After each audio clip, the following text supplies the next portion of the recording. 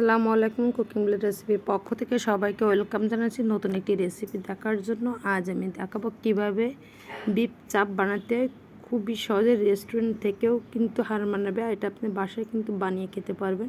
চলুন তাহলে দেখে নিন। আমি এখানে এক পিস বিফ চাপ নিয়েছি, আর এটা আগে থেকে ধুয়ে পরিষ্কার করে টিস্যু দিয়ে মুছে নিয়েছি। আর এটা আমি এখন শিল যে পাটা সেটা দিয়ে কিন্তু আমি একটু থেতলে, যেহেতু চাপ এটা একটু চাপ দিয়ে কিন্তু এভাবে নিতে হবে। তো আমার কাছে এটাই ছিল, এই জন্য আমি এটাতেই এইভাবে থেতলে চাপ দিয়ে নিয়েছি। তো এইভাবে আমি সবগুলাই কিন্তু এবার থেতলে নিয়েছি। তো এখানে আমি এইভাবে থেতলে রেখেছি। আর এখানে দিয়েছি আদা রসুনটা 1 চামচ, হাফ চামচ শুকনো মরিচের গুঁড়া, জিরা গুঁড়া হাফ চামচ, আর এখানে দিয়েছি জয়ফল, জয়ত্রী, সাদা গোলমরিচ সব মিশায়ে 1 চামচ বেটে দিয়েছি। স্বাদ মতো লবণ দিয়ে দিয়েছি, আর দিয়েছি 1 চামচ সয়া সস।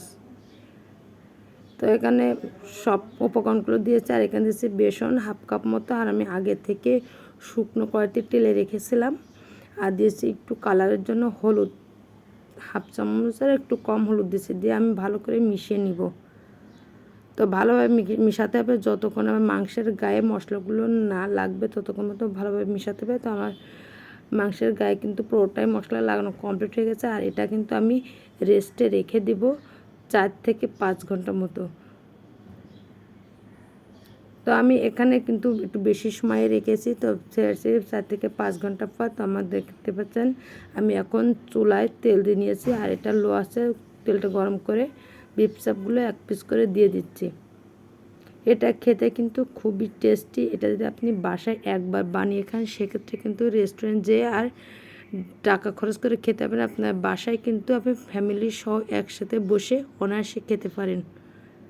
তো এটা যে খেয়েছেন সে তো জানেন কত টেস্ট, আর যে খাননি সে অবশ্যই একদিন হলেও ট্রাই করবেন। আর ভিডিওটি দেখতে যদি ভালো লাগে অবশ্যই সাবস্ক্রাইব করবেন। কেমন হয়েছে সেটাও কমেন্টস করে জানাবেন।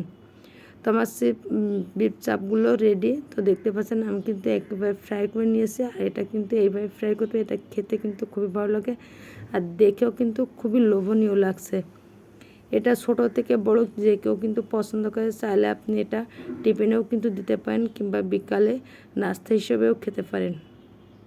তো এতক্ষণ আমার সাথে থাকার জন্য সবাইকে অসংখ্য ধন্যবাদ। সবাই ভালো থাকবেন। আল্লাহ হাফেজ।